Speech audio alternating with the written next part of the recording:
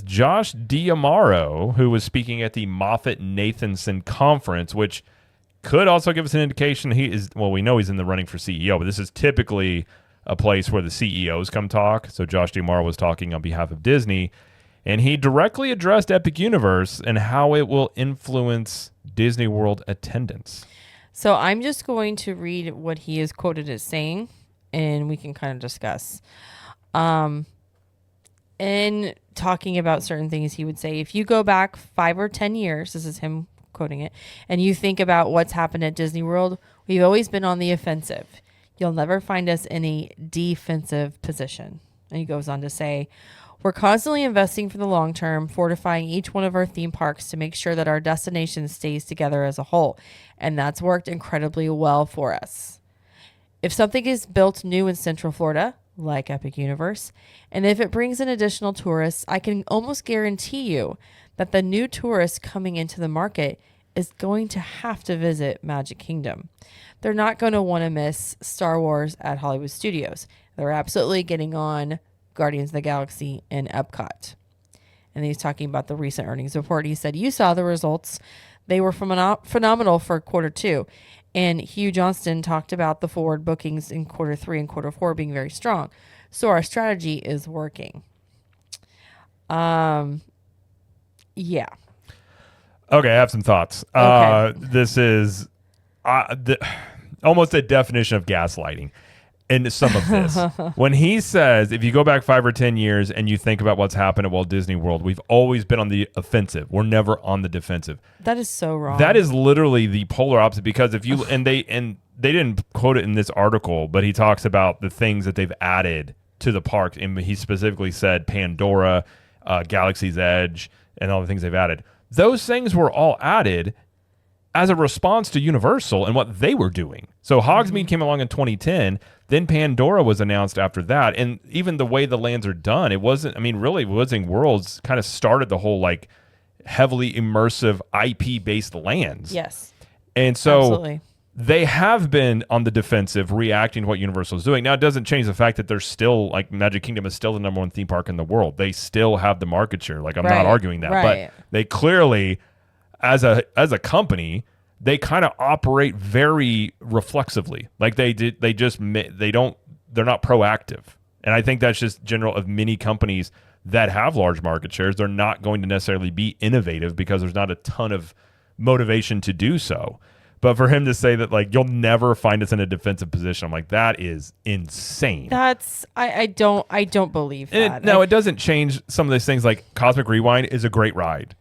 Yeah. But what's really, really interesting is what he says here is when he says, I can almost guarantee. Well, when he says, I can almost guarantee you that a new tourist is coming into the market. So I think what they're counting on with Epic Universe coming in, because now they're kind of back to this, like, all a rising tide lifts all ships. Like, what's good for them is good for us. Right. Kind of thing. And so their verbiage around Epic has been very, very interesting the past year, because they were saying all this stuff about a year ago, and then up in, like, the late last year, they started really being like, well, even Hugh Johnson said Epic Universe can have some impact on our attendance. Like, they changed their language, and then coming out of that quarter 2, I think they feel very good about themselves. I mean, rightfully so.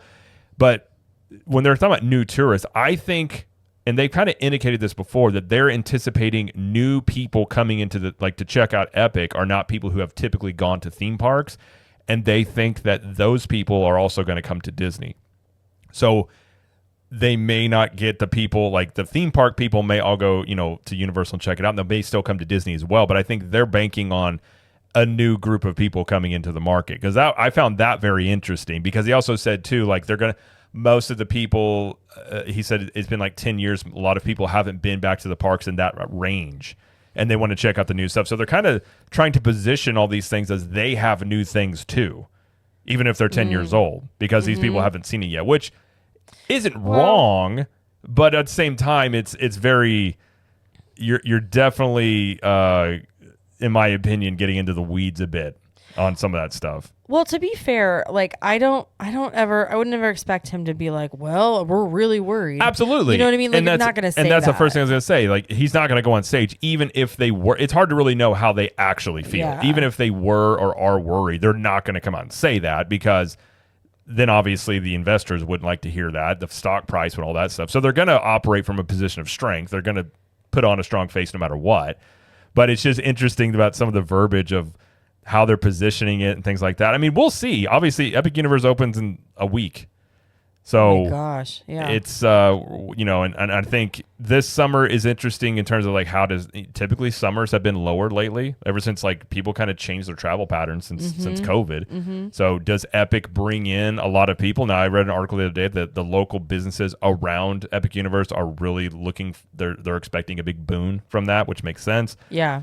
I suppose I think Universal is going to see an increase in their attendance undoubtedly. So they're looking forward to it.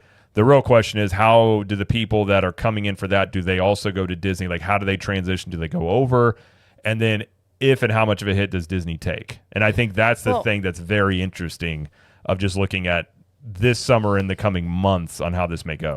See, this is what's like interesting, and obviously it's all conjecture. It's all like we don't really know what's going to happen because this is such a brand new thing. Like the last major theme park that opened in Orlando was Islands of Adventure in '99. Yeah. So literally it's been 26 years. So, and the landscape of all of this has completely changed. So we're all going, okay, it's going to influence, it's going to do this.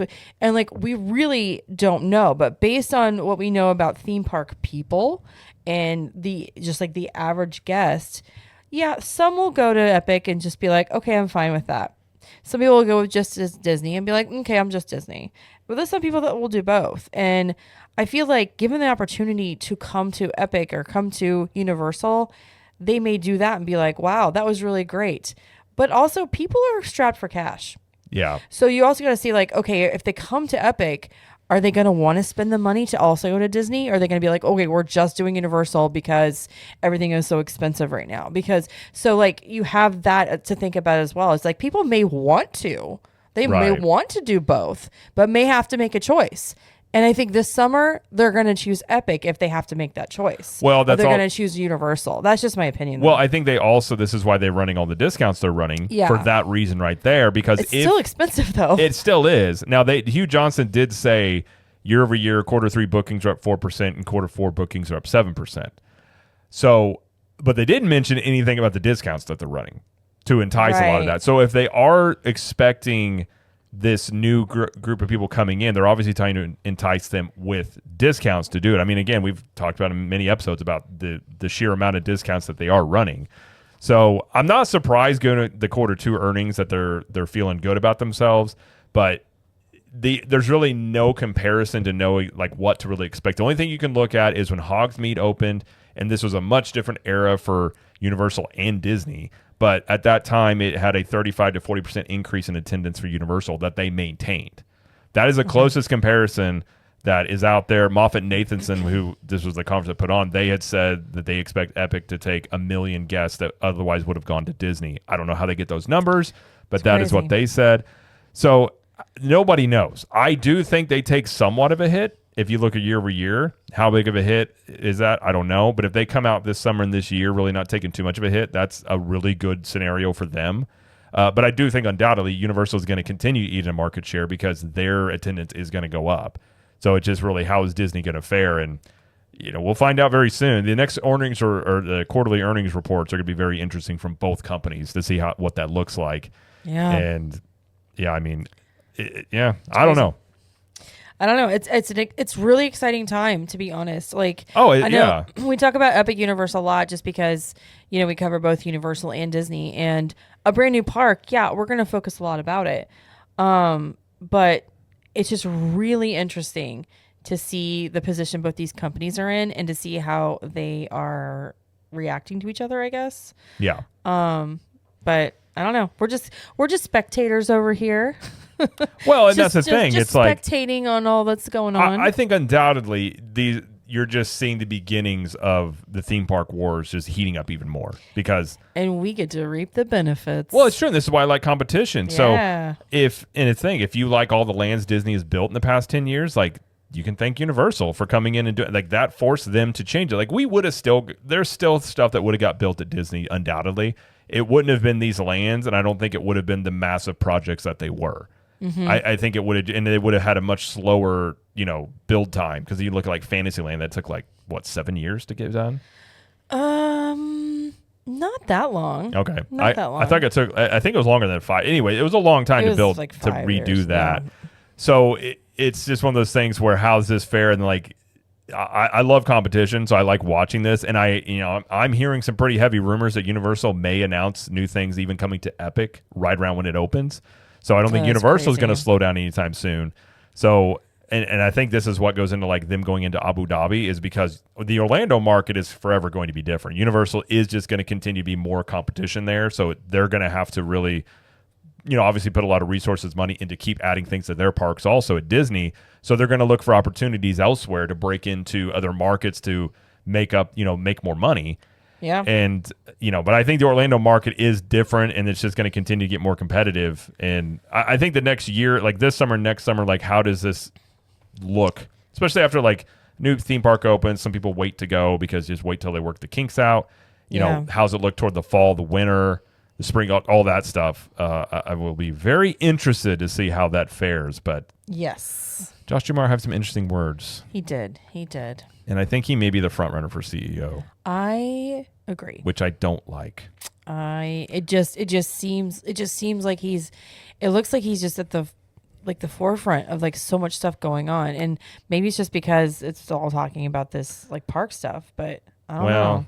Yeah, we'll see what happens there because they're going to name that sometime next year. Yeah. So we will see. So there's a lot of stuff going on. So I'll be very interested to see how this goes and what the wait times, how they look in the months after Epic opens. People are going to be watching that like crazy. Yeah. So I find it fun. I love competition. Yes. So yeah. Me too.